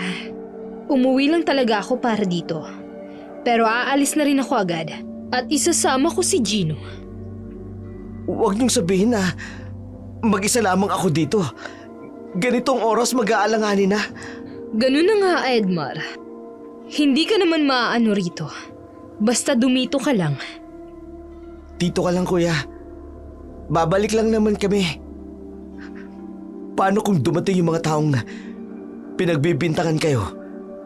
Bakit ba hindi nila ako sumama sa inyo? Hindi pwede, Edmar. Hindi ka pwedeng sumama. Dumito ka lang at wala namang mangyayari sa'yo dito. Tara na po, inay. Ilak mo ang pinto. Huwag kang lalabas. Babalik kami ni Gino bago mag-umaga. Nagsilayas na nga ng tuluyan. Ano ba yan? Maisara na nga tong pinto na to. Ang laki na ng buwan. Bilog na. Sabi nila pag ganun, nagsisipaglabasan ng mga aswang. Takot na naiwan si Edmar sa lugar na yun. Hindi niya alam kung anong gagawin. Hindi niya rin alam kung anong pwedeng mangyari sa kanila. O kung anong sasapitin niya ng gabi na yun. Sumapit ang hating gabi, ngunit hindi pa rin makatulog si Edmar. Maya-maya pa'y nakarinig siya ng sigawan sa labas. Hanggang sa kamatayan, makikipaglaban ako! Makikipagpatayan ako! Pag pinakialaman niyo siya! Sarah! Pag wala tayong ginawa, pareho tayong mamamatay! Ipapahamak lang tayo ng lalaking yan. Ngayon, kung ayaw mo mapahamak, ngayon pa lang, habang may panahon pa, tapusin na natin ang nobyo mo! Nay, wag! Kinakalaban mo na ako ngayon? Dahil lang sa lalaking yan? Oo, nanay! Handa akong gawin ang lahat! Kahit pang kalabanin kayo! Kasi mahal ko siya! At kung hindi mo nagawang ipaglaban ang tatay ko noon, pwes, ibahin niyo ako! Ipaglalaban ko si Edmar! Poprotektahan ko siya! Ipagpapalit mo kaming pamilya mo sa lalaking yon? Nay, mahal kita! Pero mahal ko rin si Edmar! At kung ikaw ang magiging dahilan ng kapahamakan niya, hindi ako mangingiming makipagpatayan sa'yo! Alang-alang kay Edmar! Gino! Tapusin mo ang lalaking yan! Gino, wag! Gusto mong mabuhay ng normal, di ba? Gawin mo kung anong tama. Matutulungan tayo ni Kuya Edmar mo. Iba siya sa kanila. Napatunayan mo na yun kanina, di ba? Gino! Ano pang hinihintay mo? Kainin mo na ang lalaking yan! Gino, kapatid ko, makinig ka sa ate. Namuhay akong tulad ng isang normal. Naging masaya ako. Kahit mahirap. Pero nagawa ko yun. Ngayon, alam kong magagawa mo rin yun. At alam kong yun ang gusto mong gawin, ang maging normal na tao. At kung ano ang tama, huwag mong ilalagay ang sarili mo sa isang bagay na alam mong hindi mo na matatakasan pa kahit kailan. Gino, huwag mong hayaang sakupin ka ng tuluyan ng pagiging aswang. Mapapahama ka lang. At habang buhay kang kokontrolin ito, katulad ni nanay. Minsan ang sinabi sa'yo ni Itay noon, di ba? Na gusto niyang mabuhay tulad ng isang normal na tao. Makalaya sa panghuhusga ng lipunan. Ah, ah, ah, ate ko! Matatapos ang kabilugan ng buwan na to, Gino, na hindi ka tumitikim ng dugo at hindi ka rin kakain ng karne ng tao. Mapipigilan mo ang sarili mo. Alam ko yan, Gino. Nagtitiwala ako sa'yo. Alalahanin mo, kung gagawin mo yan, kung di ka magpapapigil sa pagnanasa ng katawan mo, tuluyan ka ng magiging aswang. Hindi kayo makakatakas sa tunay niyong pagkatao, mga hangal! Inay, tama na! Huwag mong hayaang sakupin ka ng dilim, Inay! Ah! Ah! Ah! Nagtatakbo si Gino papunta sa kwartong kinaroroonan ni Edmar. Buong akala ng kanyang inang aswang, tatapusin nito ang buhay ng kasintahan ng kanyang ate. Pero taliwas ang nangyari sa katotohanan. Kuya Edmar! Gino, Talian mo ko! Nakikiusap ako! Talian mo ako sa aking kamay at paa! bakit ko gagawin yan? Kailangan mong gawin! Talian mo na ako! Nangyayari na naman sa akin! Simbangin hindi ko gusto! Pakiusap! Tulungan mo ako! Ayoko maging katulad ni Inay! Ayun lang, kadena! Ikadena mo ako kapag naging aswang na ako! Hindi kita masasaktan! Gusto kong maging katulad ni ate! Gusto kong maging katulad niya! Katulad mo! Normal na tao! Okay, sige na. Pero kumalma ka lang. Nandito ako. Tutulungan kita. Bilisan mo, kuya! Oo, Ayusin mo pagkakatali! Inaatake na ako ng pagkaswang ko! oo. Diyos ko, totoo nga. Pamilya nga sila ng aswang!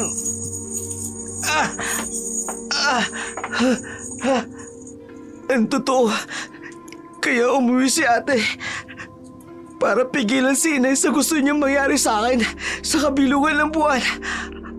Ako ang nag-chat sa kanya, hindi si Inay. Kaya bigla siyang umuwi para kunin ako dito. Okay na, naiintindihan ko na. Nakikiusap ako, Kuya Edmar. Tulungan mo ako. Oo, relax ka lang. Di kita pababayaan. Eto, hawakan mo to. Bakit may dala kang ganyan? Ito ang dahilan kung bakit malakas ang loob kong sumama sa ate mo. Alam ko, ano't anuman ang mangyari, may panlaban ako. Alam ko na ang lahat, Gino. Alam ko na ang lahat. Nung una pa man, gusto kong sumama sa kanya dahil gusto ko kayong tulungan. Pero huwag kang mag-alala. Di magbabago ang pagmamahal ko sa ate mo. Niantingin ko sa kanya at sa'yo. Kuya Edmar, pero alam ba ni ate na alam mo lang tungkol sa amin? Hindi. Hindi ko pinaalam sa kanya. Basta okay na yun. Nandito ako para tulungan kayong makawala sa buwisit na sumpa na yan. Salamat, kuya. Salamat talaga. Hindi niyo ko kaaway. Kayo ang mga biktima. Biktima ng isang sumpa. Kaya ang talisman na yan ang magagamit para hindi ka atakin ng pagiging aswang. Kuya, hindi ko naman talaga gusto ito mangyari sa akin eh. Huwag mong bibitiwan ang talisman na yan. Hindi makakapasok ang kapangyarihan ng pagiging aswang sa katawan mo. Pero ikakadala na pa rin kita. Ayan, sigurado, hindi ka na dyan makakawala. Salamat. Si ate, sinusubukan niyang iligtas ako. Pero si Inay, Ang ate mo, siyang iniisip ko. huwag kang mag-alala sa kanya. Kaya yung sarili niya. Sa ngayon, ako munang tulungan mo. Oo, Gino, tutulungan kita. Ayan, tapos na. Naitali ko na mahigpit. Salamat. Gino, huwag kang magpapadala. Labanan mo sa isipan. Sapagkat kung anong iniisip mo, Yun yung magiging buhay mo.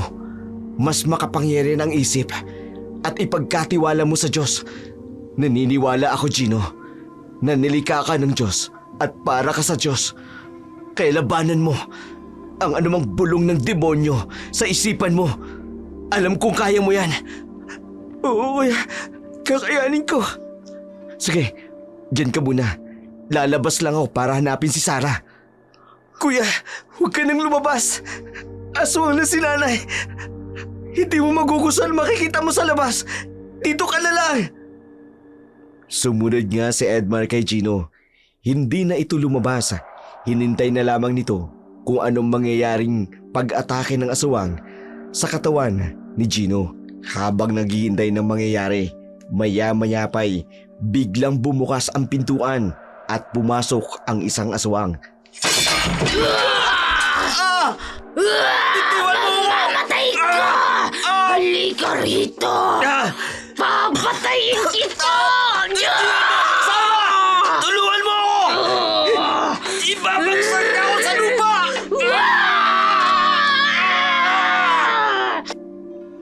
Madali na lang naatake ng aswang si Edmar dahil naibigay nito ang talisman kay Gino. Bitiwan mo ang braso ko! Gino! Kuya! Ito ang talisman! Gamitin mo kay Inay! Hindi ko magagawang patay ng nanay mo! Kung hindi mo kayang gawin, akin na! Ako papatay sa kanya! Hindi! Gino! Nawala ang nanay mo! Kuya, iniligtas siya ng mga kapamilya pa naming aswang.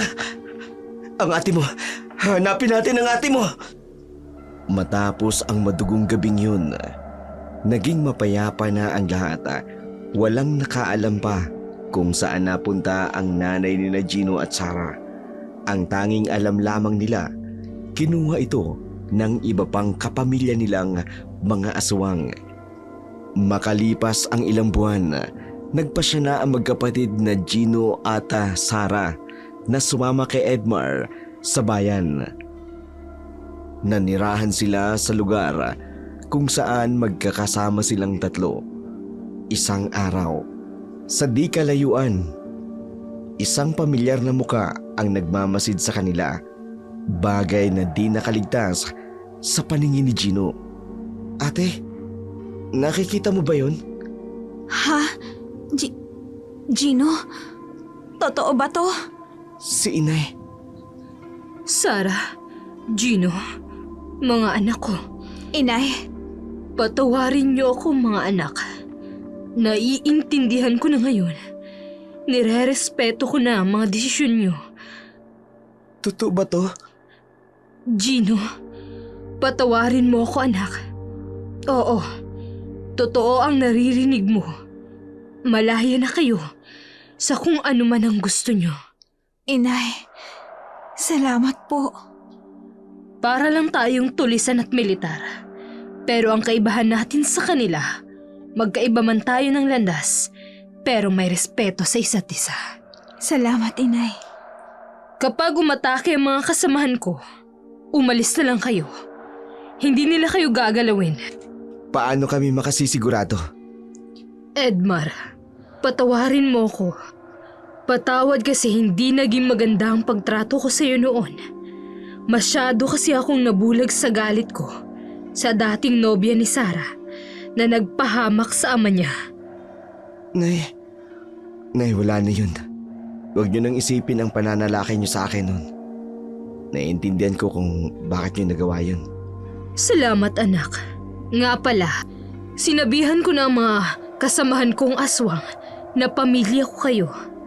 Na huwag nila kayong gagalawin. Kaya makasisiguro kayong ligtas kayo.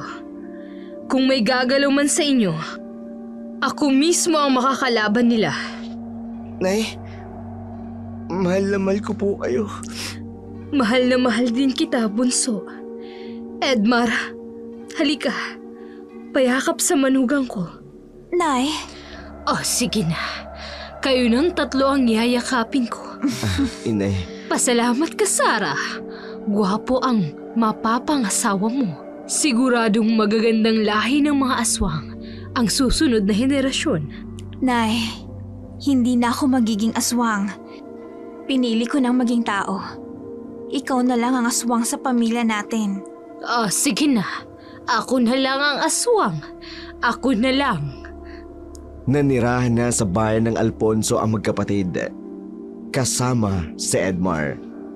Si Sarah ang nagsilbing tagapagtanggol sa mga naaapi, ngunit walang nakakaalam ng kanyang tunay na pagkatao. Patuloy siyang lumalaban sa sumpa ng pagiging aswang. Lalaban siya habang may nagmamahal sa kanya. Sa kabila nito, nananatili ang koneksyon nila sa kanilang ina. Bagamat may mga nangyaring hindi pagkakaintindihan o pagkakasunduan sa kanilang mga puso at isipan, hindi pa rin maiaalis ang katotohanan na silang tatlo, pamilya ng aswang sa Cavite.